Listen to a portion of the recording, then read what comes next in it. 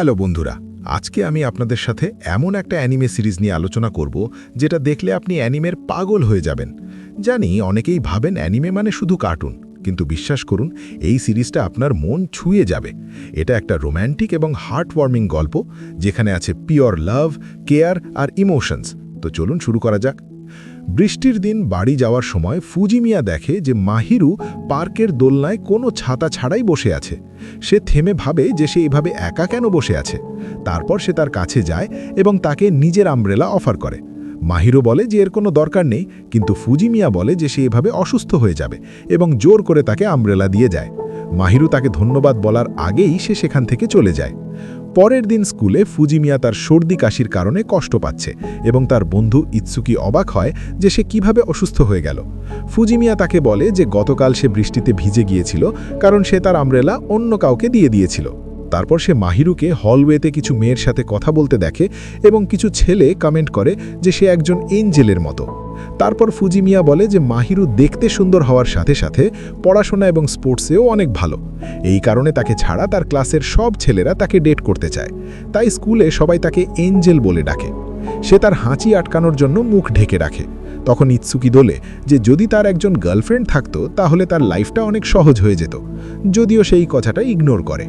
স্কুলের পর ফুজিমিয়া তার ফ্লোরের যাওয়ার জন্য লিফট নেয়। বাইরে বের হয়ে সে দেখে যে মাহিরু দরজায় তার জন্য অপেক্ষা করছে। সে তাকে আমব্রেলা ফেরত দিতে এসেছে, কিন্তু ফুজিমিয়া বলে যে সে এটা রেখে দিতে পারে। তারপর মাহিরু বুঝতে পারে যে সে অসুস্থ এবং সে তাকে সাহায্য করতে চায়, যদিও ফুজিমিয়া আমব্রেলা নিয়ে নিজের অ্যাপার্টমেন্টে যেতে থাকে। তখন ঠান্ডার কারণে সে অজ্ঞান হয়ে যাওয়ার উপক্রম হয় এবং মাহিরু জোর দিয়ে বলে যে সে তার যত্ন নেবে। যখন তারা ভেতরে ঢোকে তখন তার অ্যাপার্টমেন্টের নোংরা অবস্থা দেখে মাহিরু বলে যে সে কিছুক্ষণ পরে আসবে। এই সময় সে যেন নিজেকে পরিষ্কার করে কাপড় বদলে নেয়। তারপর সে নিজের অ্যাপার্টমেন্টে চলে যায় এবং ফুজিমিয়া ভাবে যে সে আবার ফিরে আসবে কিনা। সেই সন্ধ্যায় ফুজিমিয়া তার বিছানায় জেগে ওঠে এবং মাহিরুকে সেখানে দেখতে পায়। মাহিরু জানায় যে সে তার জন্য রাইস পরিজ বানাচ্ছে এবং খুব শীঘ্রই তা নিয়ে আসবে। ফুজিমিয়া অবাক হয় যে সত্যি তার রান্না করা আসে কিনা। তারপর মাহিরু তাকে টেম্পারেচার চেক করতে বলে এবং যখন সে তা করে তখন সে লজ্জা পায়। এরপর মাহিরু তার জন্য খাবার নিয়ে আসে এবং তাকে টেম্পারেচার সম্পর্কে জিজ্ঞেস করে। ফুজিমিয়া বলে যে সে ওষুধ খেয়ে ঠিক হয়ে যাবে। সে মাহিরুকে বলে যে এটা অ্যামেজিং যে তার রান্না করা আসে এবং সে জানায় যে এটা সে তার মায়ের কাছ থেকে শিখেছে। তারপর ফুজিমিয়া খায় এবং এর প্রশংসা করে, কিন্তু মাহিরু বলে যে এটা অনেক সহজ এবং যে কেউ এটা সুস্বাদু করতে পারে। ডিনারের পর ফুজিমিয়া তাকে জিজ্ঞেস করে যে সে বৃষ্টির দিন দোলনায় একা কেন বসেছিল। সে অনুমান করে যে তার বয়ফ্রেন্ডের সাথে কোনো ঝগড়া হয়েছিল, যদিও মাহিরু বলে যে তার কোনো বয়ফ্রেন্ড নেই এবং সে কোনো কিছু নিয়ে বিরক্ত ছিল এবং শুধু মাথা ঠান্ডা করার চেষ্টা করছিল। এরপর সে ক্ষমা চায় কারণ তার জন্য তার সর্দি হয়েছে, কিন্তু ফুজিমিয়া বলে যে এর কোনো দরকার নেই এবং যাই হোক না কেন কাল থেকে তারা আবার স্ট্রেঞ্জার্স হয়ে যাবে। পরের দিন তারা দুজনেই নিজেদের নর্মাল জীবনে ফিরে যায়। যদিও সেই সন্ধ্যায় ফুজিমিয়া তার ব্যালকনিতে এনার্জি ড্রিঙ্ক পান করছিল, তখন মাহিরু তাকে জিজ্ঞেস করে যে এটাই কি তার আজকের ডিনার। সে বলে যে তার মতো রান্না করা আসে না এবং সে প্রায় প্যাকড ফুডই খায়। তারপর মাহিরু ভেতরে যায় এবং তার জন্য কিছু বাকি খাবার প্যাক করে। কিছুক্ষণ পরে সে তার অ্যাপার্টমেন্টে ডিনার বক্স নিয়ে আসে এবং বলে যে তার নিজের হেলথের যত্ন নেওয়া উচিত। শেষ পর্যন্ত ফুজিমিয়া তাকে খালি বক্স ফেরত দেয়। যদিও মাহিরু তাকে রাতের খাবারের জন্য আরেকটা বক্স দেয়, কিন্তু ফুজিমিয়া এটা নিতে মানা করে। তারপর মাহিরু বলে যে সে সবসময় এক্সট্রা খাবার বানিয়ে ফেলে এবং যদি সে এটা নেয় তাহলে তার ভালো লাগবে। তারপর ফুজিমিয়া রাজি হয়ে যায় এবং তখন থেকে সেই ধারা চালিয়ে যায়। একদিন স্কুলে ফুজিমিয়া ইৎসুকিকে জিজ্ঞেস করে যে সে কি সবসময় অসুস্থ দেখায়। ইৎসুকি উত্তর দেয় যে তার মনে হয় কারণ সম্প্রতি তার মুখটা একটু বেশিই ফ্যাকাশে হয়ে গেছে। স্কুলের পর ফুজিমিয়া লোকাল সুপারমার্কেটে যায় যেখানে তার সাথে মাহিরুর দেখা হয়। সে শপিংয়ে তাকে সাহায্য করে এবং শেষ পর্যন্ত শপিংয়ের পর তার জিনিসপত্র তুলতেও সাহায্য করে। একদিন পরে মাহিরু ফুজিমিয়ার কাছে যায়। সে প্রায় দরজা খুলতে গিয়ে পড়ে যায় কারণ সে তার ঘর পরিষ্কার করার চেষ্টা করছিল, কিন্তু তার জানা নেই যে কোথা থেকে শুরু করা উচিত। তারপর মাহিরু পরিষ্কার করতে তাকে সাহায্য করার সিদ্ধান্ত নেয় এবং দুজন মিলে ঘর পরিষ্কার করে। প্রায় সন্ধ্যায় তারা কাজ শেষ করে এবং ফুজিমিয়া সাজেস্ট করে যে তারা ডিনারের জন্য একটা পিৎজা অর্ডার করবে। ডিনারের সময় মাহিরু জানায় যে সে প্রথমবারের মতো বাইরের খাবার খাচ্ছে, কারণ যখন সে তার বাবা মায়ের সাথে থাকত তখন একজন কোক তাদের জন্য বাড়িতেই খাবার বানাতেন।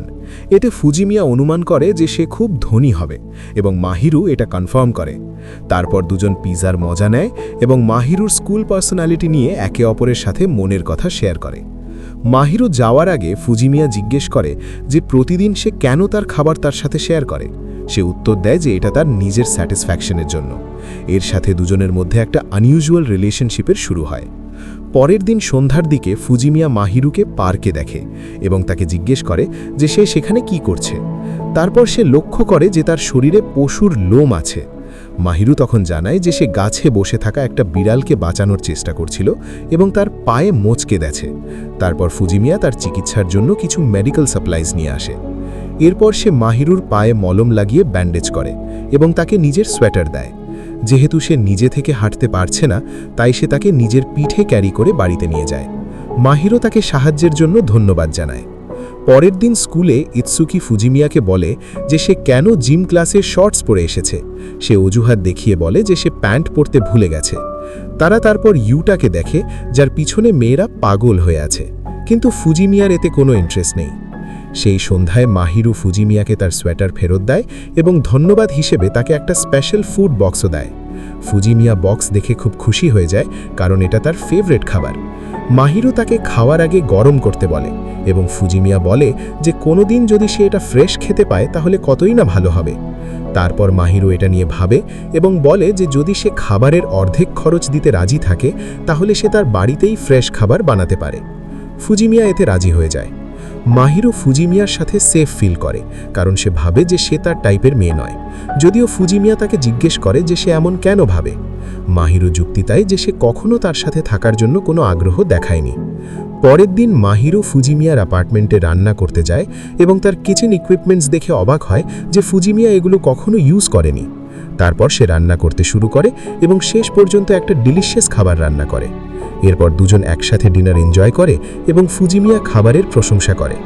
ডিনারের পর ফুজিমিয়া বর্তন পরিষ্কার করতে মাহিরুকে সাহায্য করে। পরের দিন স্কুলে তাদের ক্লাসে একটা টেস্ট হয় এবং ফুজিমিয়া বলে যে আজকের টেস্টটা বেশ কঠিন ছিল। ইৎসুকি বলে যে সে সবসময় একই কথা বলে, কিন্তু তবুও প্রতিবার টপ 30-তে নিজের জায়গা করে নিতে সক্ষম হয়। ফুজিমিয়া তার সাথে মজা করে বলে যে সে সবসময় তার গার্লফ্রেন্ড নিয়ে ভাবতে থাকে, তাই তার ভালো গ্রেডস পায় না। কিন্তু ইৎসুকির মনে হয় এটা বেশ অদ্ভুত যে ফুজিমিয়া কোনো রিলেশনশিপে থাকতে চায় না, কারণ এটা একটা ভালো বিষয়। তখন ইৎসুকির গার্লফ্রেন্ড চিতোসে আসে এবং সে চায় যে ফুজিমিয়ারও একজন গার্লফ্রেন্ড থাকুক, যাতে সে তার সাথে ফ্রেন্ডশিপ করতে পারে। কিন্তু ফুজিমিয়া এতে একদমই রাজি নয়। ডিনারের পর ফুজিমিয়া অবাক হয় দেখে যে মাহিরু এতক্ষণ ধরে পরবর্তী টেস্টের প্রিপারেশন করছে। মাহিরু স্বীকার করে যে তাকে নিজের গ্রেডস মেনটেন করতে হয়, কারণ তার আর কোনো উপায় নেই। তারপর সে হঠাৎ উঠে যেতে থাকে এবং নিজের স্টুডেন্ট আইডি সেখানেই ভুলে যায়। তখন ফুজিমিয়া কার্ড তুলে তাকে দিয়ে দেয়, কিন্তু সে বুঝতে পারে যে 4 দিন পরে মাহিরুর বার্থডে। যেহেতু ফুজিমিয়া জানতে পেরেছে যে মাহিরুর বার্থডে আসছে, সে তার জন্য একটা প্রেজেন্ট কেনার সিদ্ধান্ত নেয়। ডিনারের প্রিপারেশন করার সময় ফুজিমিয়া মাহিরুকে জিজ্ঞেস করে যে তার কি লাগবে যা তার পছন্দ। কিছুক্ষণ ভাবার পর মাহিরু উত্তর দেয় যে তার একটা ছুরি ধার করার পাথর লাগবে, যেটা খুব ধার করে। সে তার উত্তর শুনে অবাক হয়ে যায়। সে অ্যাডভাইসের জন্য ইৎসুকিকে জিজ্ঞেস করে, যে তাকে বলে যে তার একটা হ্যান্ড ক্রিম দেওয়া উচিত, কারণ এটা খুব তাড়াতাড়ি শেষ হয় না এবং টেকনিক্যালি যে কেউ এটা কাউকে দিতে পারে।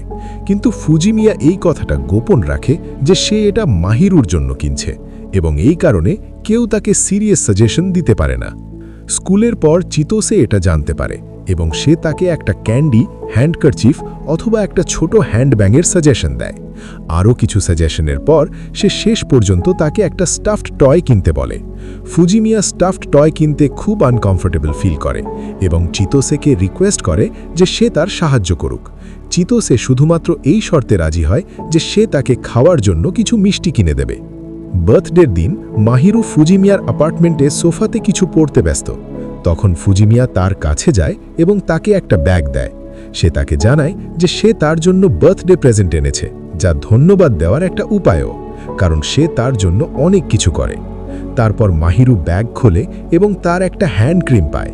ফুজিমিয়া বলে যে সে এত সব হাউসহোল্ড কাজ করে, তাই সে ভেবেছে যে তার হাতের যত্নের জন্য ক্রিমের দরকার হবে। মাহিরু গিফটের পেছনে তার প্র্যাকটিক্যাল থটকে অ্যাপ্রিশিয়েট করে।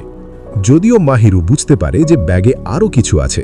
যখন সে পরীক্ষা করে তখন তার একটা টেডি বেয়ার পায়, যেটা স্পষ্টতই চিতোসের অ্যাডভাইস ছিল। ফুজিমিয়া তাকে বলে যে যদি সে এটা পছন্দ না করে তাহলে সে ফেলে দিতে পারে, কিন্তু মাহিরু তৎক্ষণাৎ প্রোটেস্ট করে এবং তাকে জানায় যে সে এমনটা কখনো করবে না। সে তারপর টেডি বেয়ারকে আস্তে করে জড়িয়ে ধরে, যখন ফুজিমিয়া তাকে সরাসরি দেখার চেষ্টা করে না। সে তাকে বলে যে তার বার্থডে সেলিব্রেট করা পছন্দ নয় এবং সে সব সময় এটা সিক্রেট রেখেছে, তাই তার স্ট্রেঞ্জার্সদের কাছ থেকে প্রেজেন্টস পাওয়া হয় না। তারপর মাহিরু ফুজিমিয়াকে তার এফর্টসের জন্য ধন্যবাদ জানায়, যদিও তার মুখ থেকে স্পষ্ট বোঝা যাচ্ছে যে তার এই গিফটটা পছন্দ হয়েছে। তো বন্ধুরা, আজকের জন্য এই পর্যন্তই। আশা করি আপনাদের এই 2টা এপিসোডের গল্প ভালো লেগেছে। যদি ভালো লেগে থাকে তাহলে অবশ্যই আমার চ্যানেল অ্যানিমে আলাপকে সাবস্ক্রাইব করে পাশে থাকবেন এবং আরও মজার মজার অ্যানিমে কন্টেন্ট পেতে বেল আইকনটা প্রেস করে নোটিফিকেশন অন করে রাখবেন। ধন্যবাদ সবাইকে, দেখা হবে পরের ভিডিওতে।